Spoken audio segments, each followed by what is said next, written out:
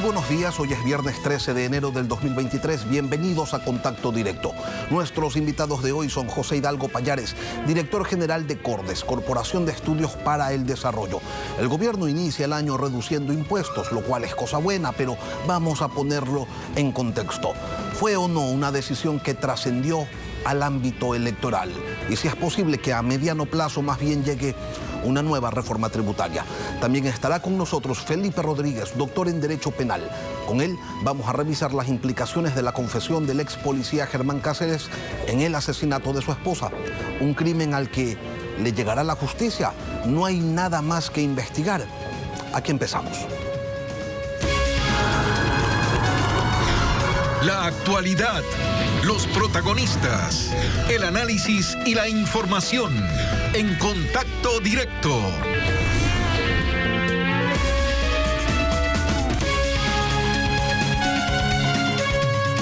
En el ámbito tributario, el gobierno toma decisiones que son claramente contradictorias, o al menos sus objetivos no quedan totalmente claros.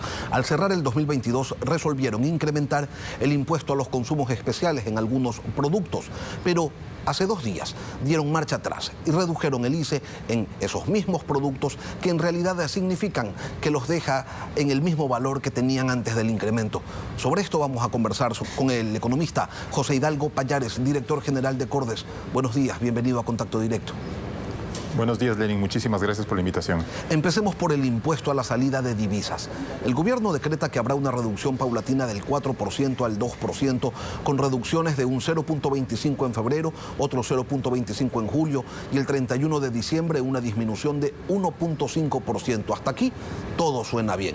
Pero cuando revisamos el contenido del dictamen de la Corte Constitucional, que declaró inconstitucional la Ley de Fomento Ambiental que se expidió en el 2011 y que incrementó el ISD del 2% al 5% y que dispuso esta sentencia que desde el 1 de enero del 2024 ese impuesto debía volver al 2%, entonces la generosidad aparente se descascara y solo nos queda el cumplimiento de la sentencia. ¿Hay otra manera de leer esto, José? Bueno, yo creo que el gobierno dio pasos previos respecto al ISD. Usted recordará, Lenin, que en el año 2022 el ISD se redujo del 5 al 4% en 4 reducciones trimestrales de 0,25 puntos cada uno, lo que responde a una visión ideológica del gobierno respecto a la no conveniencia de ese gobierno, visión con la que yo en lo personal coincido, porque es un impuesto que se creó, si no me equivoco, en el año 2008, que no le hacía falta a la dolarización y que más bien a nivel general yo creo que hay una coincidencia entre analistas económicos en el sentido de que ese impuesto podía o puede desalentar el ingreso de capitales al país. Entonces, el gobierno efectivamente, en lo que respecta a este último anuncio, está cumpliendo con el dictamen de la Corte Constitucional, adelanta en las rebajas que usted ha mencionado de febrero y de julio levemente esa reducción del 4 al 2%, pero queda pendiente sobre todo porque si bien puede haber una coincidencia en cuanto a la conveniencia de eliminar o de reducir el impuesto a la salida de divisas, pese a que ya no grava a todas las salidas, pero lo que queda pendiente es las medidas que va a tomar el gobierno de orden fiscal para poder compensar esa reducción en el ISD que lamentablemente en los últimos años pasó a ser el tercer impuesto en importancia en la recaudación total del SRI. Y para tener claro qué es lo que viene luego, esa reducción entre voluntaria y obligada del impuesto a la salida de divisas, ¿cómo afecta a las cuentas fiscales, José? ¿Y qué alternativa tiene el gobierno para compensarlas? No me diga que incrementando impuestos. A ver, el ISD, como para poner un poco el contexto, ha representado en los últimos años más o menos 1 punto del PIB en recaudación tributaria. Y eso es lo que llega al presupuesto del Estado, si bien el ISD también genera un crédito tributario, por ejemplo, cuando se importa materias primas, insumos y bienes de capital. Pero la recaudación bruta de ISD es más o menos 1 punto del PIB en los últimos años y es esperable que con esta nueva rebaja, a partir de 2024, esa participación caiga a 0,5 o 0,4% del PIB. En la programación presupuestaria cuatrianual que se presentó a finales de octubre junto con la proforma presupuestaria, el propio gobierno estimaba que los ingresos por ISD se iban a mantener en torno a 0,8% del PIB de aquí hasta 2026, es decir, todavía no consideraban la reducción que ahora están disponiendo. Y respecto a la compensación, obviamente hay 2 vías, una es elevar ingresos, otra es reducir gastos. Por el lado de los ingresos, yo creo que este equipo económico tiene una visión bastante contraria al incremento impositivo impositivo, el director del SRI en ese contexto ha manifestado su intención de mejorar los controles tributarios. Ellos vienen llevando a cabo esto que llaman PCRs tributarios. Ojalá eso sea suficiente para compensar la caída en el ISD. Y otra opción, obviamente, es reducir el gasto corriente, porque hay que recordar que la Constitución establece que los ingresos permanentes, que son sobre todo los tributarios, tienen que ser suficientes para cubrir el gasto permanente del fisco. En días anteriores, el director general del Servicio de Rentas Internas, Francisco Briones, en este espacio comentaba que el gobierno incrementaba el impuesto a los consumos especiales en algunos productos porque así lo disponía el artículo 82 de la Ley de Régimen Tributario. Esto fue lo que nos dijo. La ley por muchos años ha establecido que tanto la tabla de impuesto a la renta como las tablas de los impuestos a los consumos especiales, al igual que sucede con las multas vehiculares y demás indicadores de la economía, se ajusten todos los años conforme a la inflación. Fundas plásticas, bebidas azucaradas, gaseosas, cigarrillos, bebidas alcohólicas se veían afectadas por un incremento del impuesto a los consumos especiales. Esta decisión incluso fue aplaudida por el Ministerio de Salud, que felicitaba la decisión porque esta apunta a reducir el consumo de estos productos cuyo consumo pues afecta a la salud, la economía de la población y también al medio ambiente. ¿Esa, José, a su criterio, era una decisión correcta el incremento? Yo creo que sí, y más bien, entonces, creo que la reducción no es una decisión con la que yo en lo personal estoy de acuerdo, y le voy a decir por qué, Lenin. A ver, las tasas que se iban a incrementar del ICE y que según dispone la Ley de Régimen Tributario Interno son exclusivamente las tasas específicas, es decir, las que son un valor fijo, digamos 16 centavos por cigarrillo, ¿no es cierto? O $13 por alcohol puro en las cervezas. Y obviamente esa tasa tiene una lógica que se vaya incrementando si es que los precios de esos productos van subiendo. Y por eso la ley establece que si la inflación aumenta, entonces esa tasa específica, no la tasa ad valorem, aumente de la mano con la inflación. En los años anteriores el Ecuador había tenido, usted recordará, inflaciones muy bajas, en torno al 0 y 1%, y por lo tanto ese incremento o no se daba o prácticamente no se sentía. Pero más allá de lo que usted comenta del Ministerio de Salud, hace 1 año y medio más o menos, la Organización Panamericana de la Salud emitió publicó un estudio en el que señala la conveniencia de los impuestos selectivos a bebidas azucaradas, a bebidas alcohólicas, a cigarrillo, primero porque ayudan a cuidar la salud de los ciudadanos, entonces con eso se evita la obesidad y por lo tanto enfermedades derivadas de la obesidad como diabetes o enfermedades cardiovasculares, y desde el punto de vista fiscal, más allá de los ingresos que puedan generar, ese tipo de impuestos, en la medida en que ayuden a evitar el consumo de esos productos, evitan costos futuros por hospitalizaciones o por caídas de productividad. Entonces yo sí creo que en lo que se refiere a bebidas azucaradas, alcohólicas, cigarrillos, era conveniente mantener ese incremento que dispone la Ley de Régimen Tributario Interno, y mucho más en el caso de las fundas plásticas, porque obviamente estamos en un contexto de cambio climático en el cual se está tratando de desalentar el consumo de plásticos de un solo uso, y un mecanismo idóneo, creo yo, para desalentar ese tipo de consumos es justamente el régimen tributario que podría recaer o que debería establecer una carga adicional sobre las fundas plásticas. Y lamentablemente el impuesto que iba a ser de 10 centavos por funda a partir de 2023 regresa a 8 centavos por funda, que es el valor que teníamos del año pasado. Y si era una decisión correcta, porque así lo determina la ley, que tiene que haber un incremento en función de la inflación, y si era una decisión correcta también por temas de salud y de cuidado del medio ambiente, ¿cuál es la lógica, José, para haberlos reducido? El gobierno dice que es para evitar la exacción, para que ciudadanos e industrias tengan más dinero en sus bolsillos, pero ¿realmente es así? Habría dos puntos, Lenin. Obviamente, el primero, yo no quiero profundizar en esto porque no es mi campo de análisis. Tenemos elecciones cerca y obviamente al gobierno le conviene dar noticias que puedan ser percibidas como populares. Pero desde el punto de vista económico, yo creo que esto responde más a una visión ideológica que el ministro Arosemena y su gente cercana vienen manteniendo desde hace años y con los cuales se están mostrando consecuentes. El ministro Arosemena ha sido una persona que históricamente se ha mostrado en contra de los incrementos impositivos. Muchas veces yo he coincidido con esa posición oposición, por ejemplo, cuando se dieron las sobretasas arancelarias que establecieron, sobretasas de hasta 45% para varias importaciones, o con la propia creación del ISD y otros ejemplos que se pueden mencionar. Entonces yo creo que para un ministro que ha venido defendiendo esa posición, ahora defender un incremento tributario en el ICE resultaba difícil. Entonces me parece que responde más a eso, aunque obviamente, como le dije previamente, no descarto el fin político que pueda tener esto. Bueno, pero de todas maneras les toca defender el incremento que se hizo durante la gestión del ministro anterior de incrementar el impuesto a la renta y de imponer impuestos temporales a las empresas.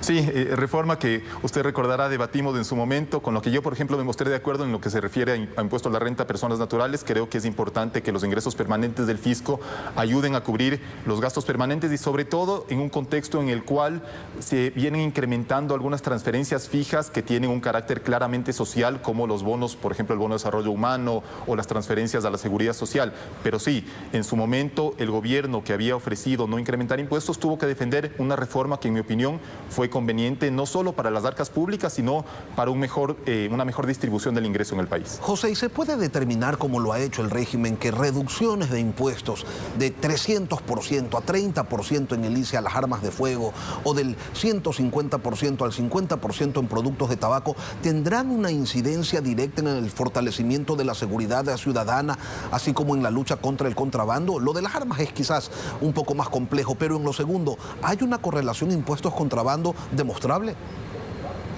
Bueno, en el caso de los cigarrillos sí ha habido una penetración importante de productos de contrabando y de hecho hace pocos días estaba revisando una noticia anterior de un medio de prensa en el que un vocero de Tanasa, usted recordará la empresa que producía cigarrillos acá localmente, explicaba que la penetración de productos de contrabando explicó el cierre de su producción local. Pero obviamente, sin querer defender ni muchísimo menos del contrabando, la tendencia internacional respecto al cigarrillo sí es de establecer cargas tributarias fuertes para desalentar ese tipo de consumos que son dañinos para la salud. Lamentablemente hay que encontrar el equilibrio, que no siempre es fácil, entre una carga tributaria suficiente para desalentar el consumo, pero que a su vez no genere incentivos excesivos para el contrabando, y ese es un equilibrio bastante difícil de encontrar, pero sí ha habido una relación clara entre un incremento impositivo que ha sido fuerte, porque el tabaco tiene, además del impuesto ad valorem que usted acaba de mencionar, Lenin, también un impuesto fijo de 16 centavos que iba a subir a 17 centavos este año por unidad de cigarrillo. Entonces sí, eso sí implica un incentivo para el contrabando. Usted ha mencionado una palabra, equilibrio. Tal como están las cosas, José, con necesidades de financiamiento por 7.500 millones de dólares, con un déficit fiscal de 2.000 millones, ¿debemos esperar los ecuatorianos una nueva reforma tributaria? De parte de este gobierno yo creo que va a ser difícil. Ya usted recordará cuál fue el trámite, el proceso de aprobación y sobre todo el debate previo a la reforma tributaria, que además ahora está después del veto presidencial no se sabe todavía qué va a pasar, pero la Asamblea se la ha querido dar de baja.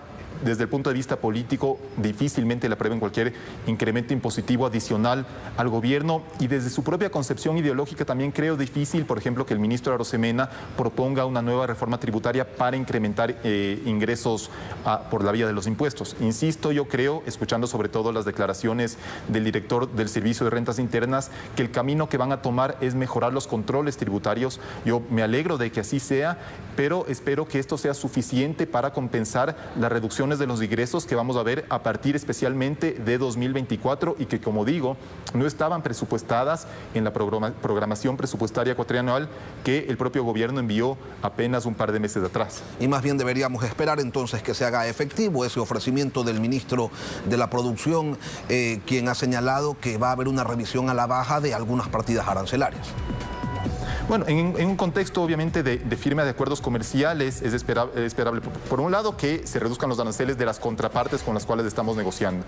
Luego, el ministro Prado, usted recordará, también llevó adelante una reducción arancelaria importante, si no me equivoco, en julio del año 2021, y eso también obviamente puede beneficiar al sector productivo en la medida en que ayude a reducir los costos de producción.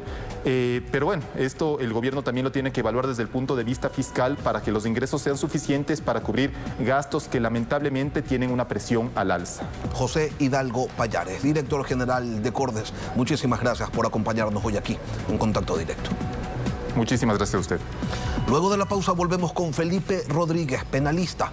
El caso Bernal avanza, esta vez con la confesión del principal sospechoso, quien asegura haber actuado solo en el crimen. Las implicaciones de esta confesión cuando regresemos.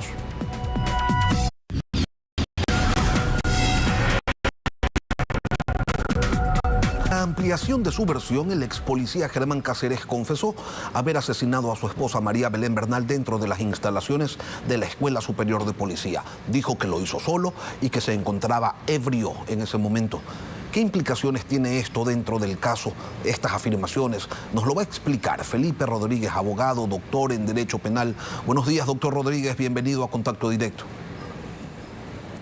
Buenos días, encantado y muchas gracias por la invitación. Doctor, ¿qué significa dentro del caso el que Germán Cáceres haya reconocido que fue quien asesinó a su esposa y que lo hizo solo? Sorprendente lo que voy a decir, pero absolutamente nada. Y absolutamente nada por una razón. La norma penal establece y con claridad que la admisión de culpabilidad de una persona dentro de un proceso no exime a la Fiscalía de realizar toda la investigación para probar su acusación. Esto quiere decir que si es que la teoría de Fiscalía es que Germán Cáceres asesinó a su esposa, le quitó la vida, sea como femicidio o como asesinato, tiene la obligación de probar con testimonios, exámenes periciales, pruebas de ADN, reconstrucción de los hechos, absolutamente todas las diligencias necesarias, que lo hizo sin importar que él se declare culpable. Y voy a explicar por qué. Creo que es importante entenderlo. La historia de la humanidad está compuesta no sobre lo que sabían los interrogados, sino sobre lo que no sabían. Y tanto martirio a través de la Inquisición generó que para este siglo, de hecho a partir de los años 80 más o menos, se establezca que no se puede condenar a una persona por su sola confesión. Lo primero, antes porque podría estar siendo torturado. Lo segundo, porque incluso podría estar encubriendo a alguien. Por ejemplo, un padre que va de copiloto y ve cómo su hijo atropella, que era quien manejaba, es capaz de cambiarse de posición y decir yo fui. Esto puede pasar, por supuesto. Por lo tanto, lo que dicen los principios internacionales y nacionales del derecho es Fiscalía, la confesión no te hace fuerte, la confesión simplemente es una evidencia más. Tienes la obligación de demostrar que esta confesión es real, pero además que tu teoría del caso es cierta. Doctor, en la primera versión que dio Cáceres a la Fiscalía, en la primera versión dijo una cosa distinta, que él había llevado a su esposa hasta un sector determinado en Quito, donde ella se bajó, tomó un taxi y finalmente desapareció. Ese doble testimonio, ¿qué consecuencias tiene? En realidad ninguna, porque esto es algo que hay muchas personas que no lo quieren entender, pero el único que tiene algo que se llama un derecho a mentir es el procesado. De hecho, el procesado, como no puede declarar contra sí mismo, no puede ser obligado a declarar contra sí mismo. Perdón que me quite esto, pero se me cayó. No sé si me escuchan bien ahí. Te escuchamos bien, Felipe, adelante. Bueno, vamos a esperar a que se vuelva a colocar los audífonos. El doctor Rodríguez, adelante. Ahí no sé si me escucha. Sí, por supuesto, perfecto. Adelante. Perfecto. Le decía que este famoso deber de veracidad lo tienen quienes, lo tienen los testigos que no son procesados, porque uno tiene la obligación cuando uno declara ante una autoridad, sea con o sin juramento, de decir la verdad. El procesado no tiene esta obligación, porque evidentemente el sistema no le puede obligar o imponer a un ser humano que aporte con información que le autoincrimine.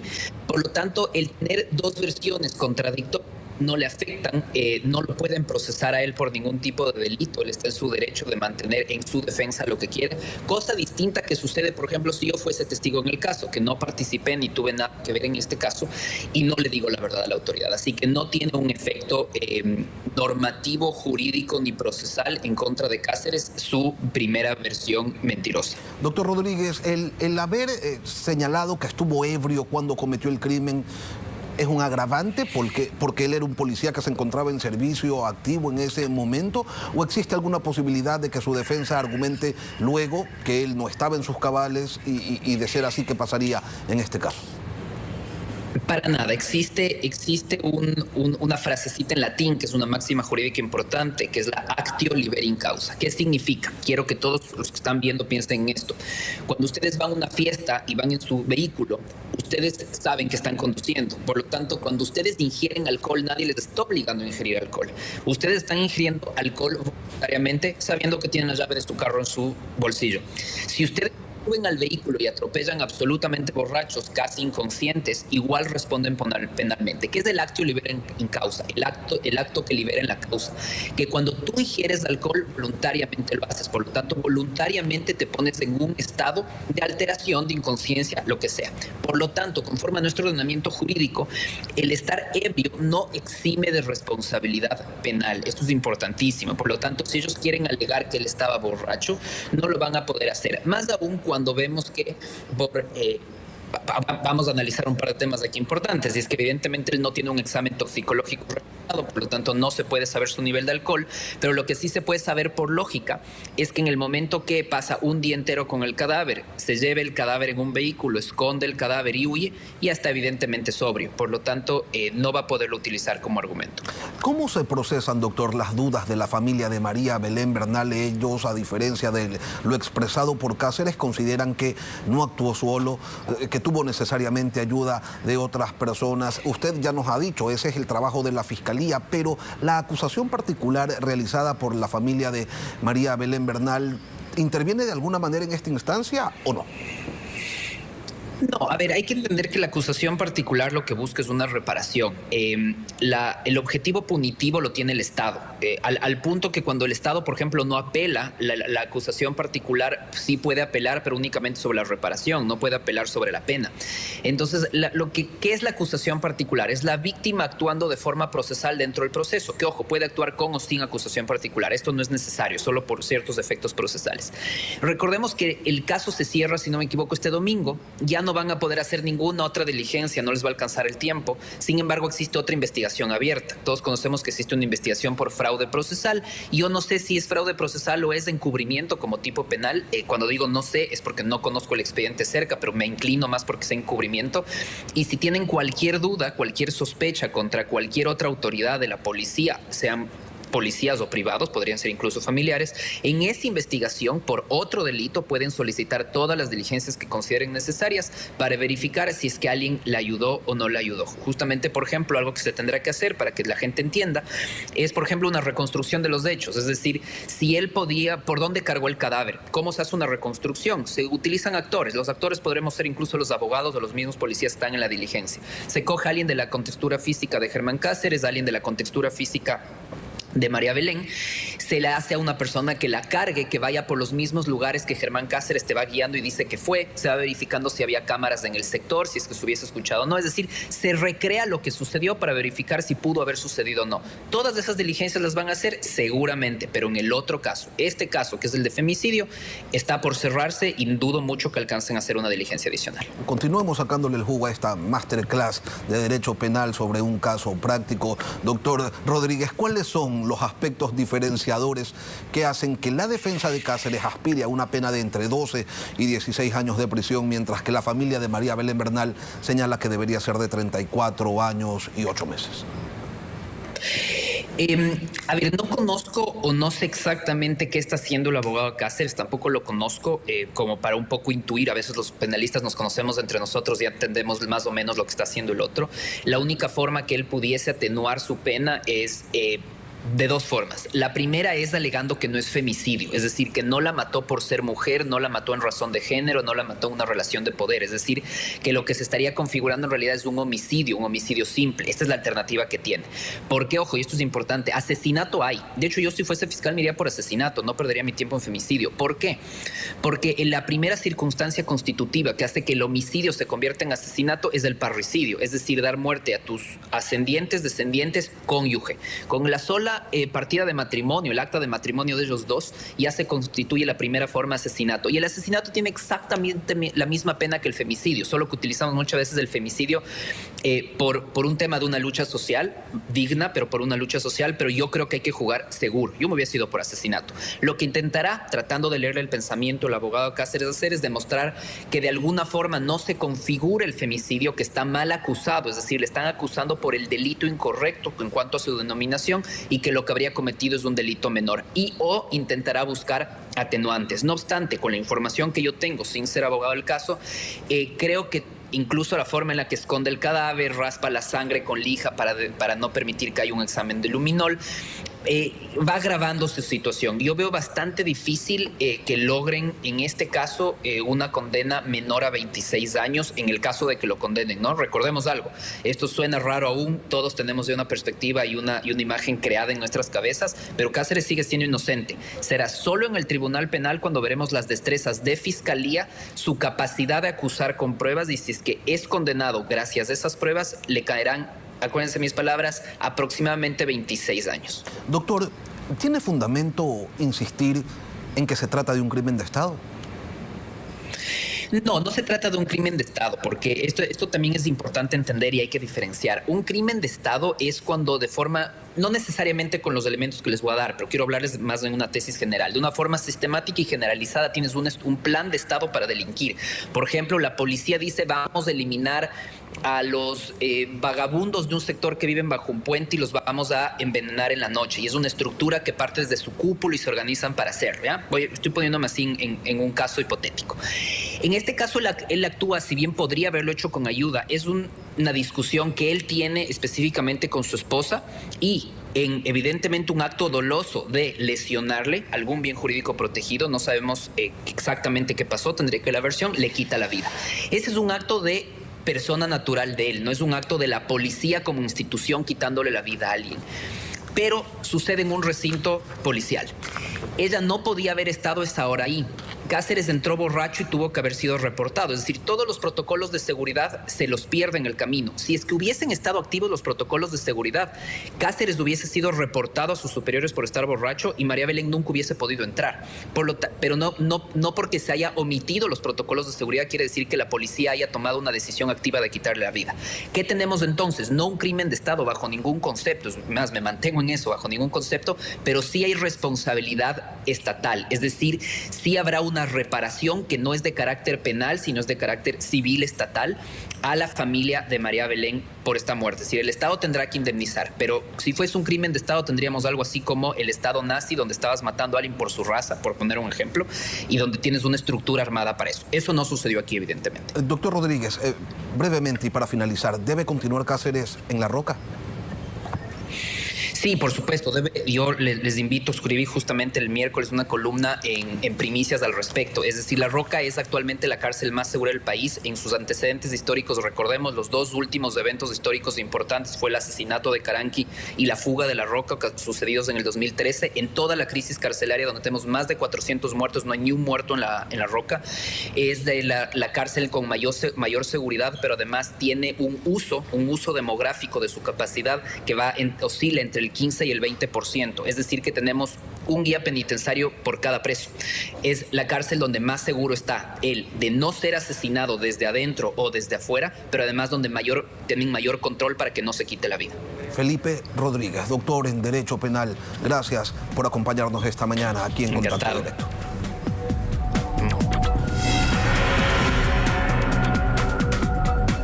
Y así cerramos esta semana de entrevistas aquí en Contacto Directo. Las noticias continúan en Televistazo, en la comunidad. Que tengan todos un buen fin de semana.